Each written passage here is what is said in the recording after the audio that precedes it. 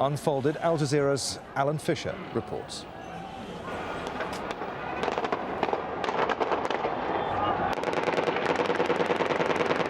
The army is in the streets, but it's making little difference. Shots are fired above the heads of the crowd. The confrontations, the anger, the bitterness continues. There are reports of mobs hunting in gangs for opponents, attacking buildings. Incredibly, traffic is moving round the area in central Cairo as if nothing was different. Speaking with state television, Egypt's new vice president says President Mubarak is not going to stand down and will introduce changes demanded by the protesters. He has responded to all the lawful demands. We could have also accepted further demands.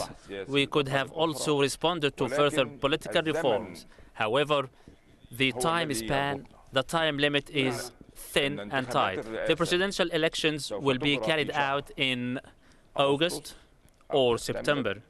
It will not go beyond this time limit. Protests continue in other places around the country, this one in the second biggest city, Alexandria. Egypt's new prime minister has promised an investigation into the serious fighting on Wednesday and the ongoing violence. US President Barack Obama has told a meeting in Washington he wants peace in Egypt. And we pray that the violence in Egypt will end and that the rights and aspirations of the Egyptian people will be realized, and that a better day will dawn over Egypt and throughout the world. These pictures show where the fighting has been fiercest, the devastation greatest. And still, it goes on. Alan Fisher, Al Jazeera.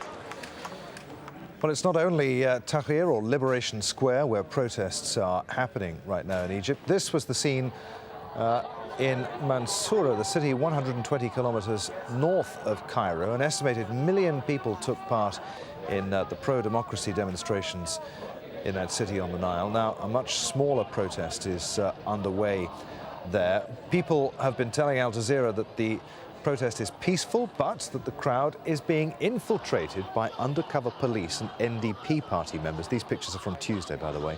Mansoura means the victorious. The city of 400,000 people is the capital of Dakalia Governorate. Well, parts of Cairo are certainly very dangerous at the moment. Many foreigners are getting out of there as quickly as they can, and even Iraqis are heading back to Baghdad. Jane Araf reports now on the exodus.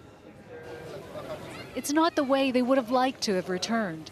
But these Iraqis say their fear of what might happen in Egypt outweighed their worry over safety in Iraq. I think things accelerated just like this.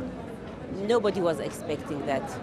These are not your huddled masses. This is Iraq's middle class. It's professors and engineers and accountants. They're needed here, but almost all want to go back to Egypt as soon as things settle. It started to become worse, says this master's student. All the banks were closed. We couldn't get cash. What's happening in Egypt is sending shockwaves throughout the region. Hardly anyone here would ever have dreamed that what's happening would make Iraq seem stable by comparison. Uday Latif Daoud left in the height of the civil war and was worried about coming back here with his 3-month-old twins. It was becoming worse day by day, especially a shortage of gasoline and bread. That's why we were afraid events would escalate. It was the breakdown of law and order that prompted the decision to evacuate citizens, says Iraq's foreign minister. Exactly what so many were fleeing here when they left. Many of them settled in Egypt because of the security challenges, because of the violence, because of the sectarian killing in the streets of Baghdad and other cities, of the car bombs. Now they are the ones who are seeking safety in their home country. In the Baghdad cafes, people watch this revolution in the making with fascination. When Iraqis in southern and northern Iraq rose up against Saddam Hussein after the 1991 war, they were shot in the streets. It was more than a decade later that U.S. forces toppled Saddam. Any authentic nation that enjoys a long civilization would prefer that change comes from within. Egypt has seen a relatively peaceful uprising, they say, but it's not over yet. Jane Arap, Al Jazeera, Baghdad. Let's bring in once again Dr. Omar Ashur, a lecturer in politics at the Institute of Arab and Islamic Studies at the University of Exeter, who joins us now live from London. Thanks for being with us once again. I'm interested to know how you think this situation might play out. What are the scenarios? It certainly seems as though, to a certain extent, it might be coming to a head with this demonstration that's planned tomorrow. There are three scenarios that can take place. One is the worst of which is the violence scenario. The regime, sends its support, its security, undercover security men, and possibly some involvement from the army, and commits a massacre in Tahrir Square. And this is the worst and I think the least likely scenario, because how many people can they kill, and how many people can they kill in front of the whole world, basically, because the whole world is watching now. There is the other scenario. I guess the best one is the Mubarak decides to step down and leave the country, and then we have a transitional government that sets the context for free and fair elections, internationally monitored free and fair elections in a period of 2 to 4 months. But how will this scenario happen? I think there are three key players in this. The demonstrators, obviously, their resilience and their courage and their determination and their maturity. What we saw today is just incredible organization. They just very well reorganized themselves, set up field hospitals with more than 70 doctors to treat hundreds of injured, some of them with gunshots. They set up security checkpoints. They had like human shields to protect the entrances, to protect the wounded people and the entrances to Tahrir Square. So incredible organization and determination and maturation, because they caught at least I get updates from Tahrir Square every 20-30 minutes, and they caught several central security, state security, not central security, state security investigation officers, at least 3 of them that I heard of. And they handed them over. They protected them, because a lot of the demonstrators wanted actually to beat them till death, but the demonstrators protected them, handed them over to the army, who usually released them after a short while. So incredible maturation and organization, and I think determination, and I think a lot of the of Egyptians will join them tomorrow. I know here in London, friends who just left yesterday, bought tickets yesterday when they saw the violence happening and how the regime is attacking those peaceful demonstrators, bought tickets and went directly to Egypt. There are people joining them from other neighboring governorates and so on. So that's one key issue, obviously. But there's also the West and the army. Yeah, Yes. I wanted to ask you how the Egyptian diaspora was responding to what they're seeing happening in Egypt, and how they're supporting their fellow Egyptians right now, given that the internet has been down for much of this crisis. You say that the people are now buying plane tickets and are hopping on planes any which way they can to get there. Yes, that's true, and not only from here, but from all over. But also there's another thing, and it's quite important, the amount of pain that we're suffering here, to see what's happening to peaceful demonstrators who don't want nothing to Egypt except freedom, democracy, and accountable, corrupt, free government, to be massacred like that and treated in that way.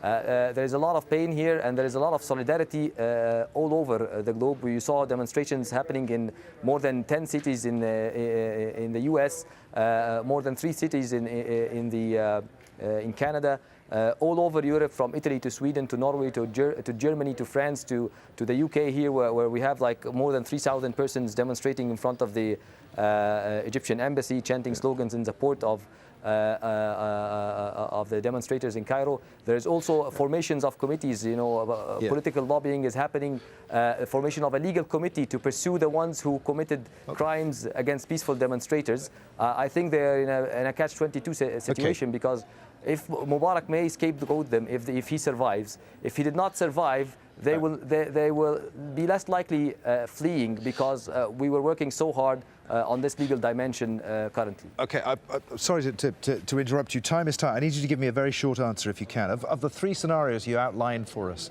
earlier, which do you think is the most likely? I think the most likely is the Mubarak stepping down because he became a burden on his supporters on one side, people in the army, and also on the West on the other hand. And there is an utter and complete rejection of him on the streets of Egypt right now. Okay, all right. Many thanks indeed for the moment, Dr. Omar Ashur, the lecturer in politics at the Institute of Arab and Islamic Studies at the University of Exeter. These are pictures from earlier in Tahrir Square.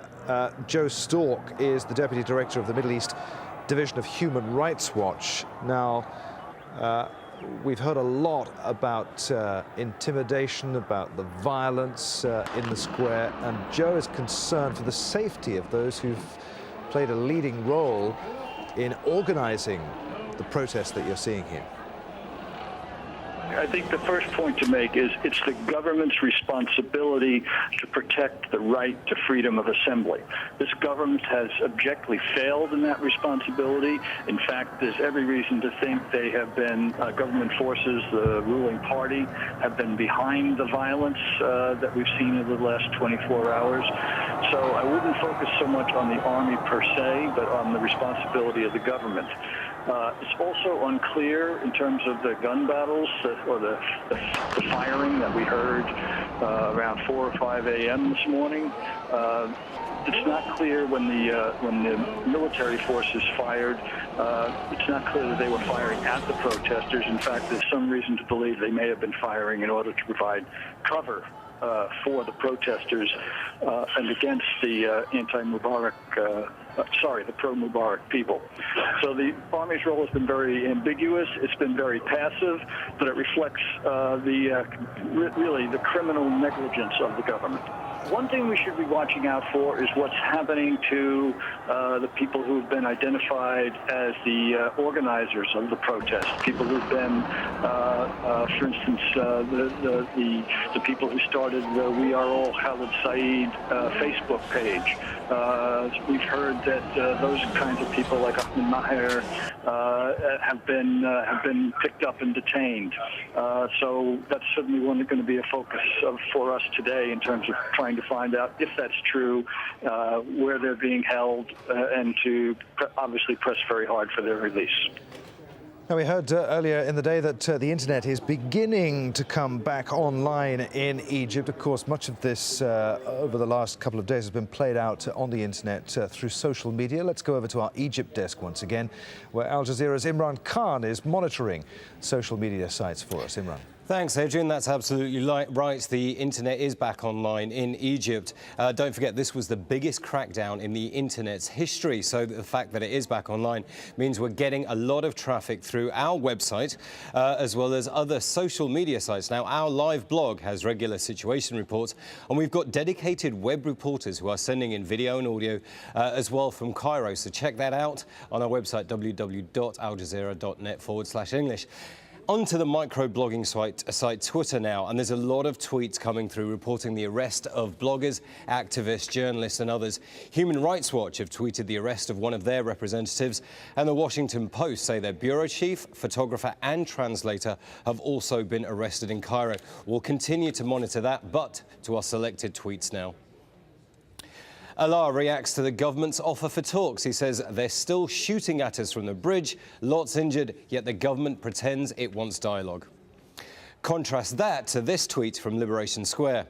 The atmosphere is calm in Tahrir. Some are singing songs, some chanting, many sitting and talking. And bedding down for the night, our Helmi tells us of his plans. Heading back to Tahrir now with supplies, it looks like it will be another long night in Egypt. Footage from YouTube now. This appears to be people making Molotov cocktails in Liberation Square. It's claimed the people are government supporters who supplied the ingredients to attack demonstrators.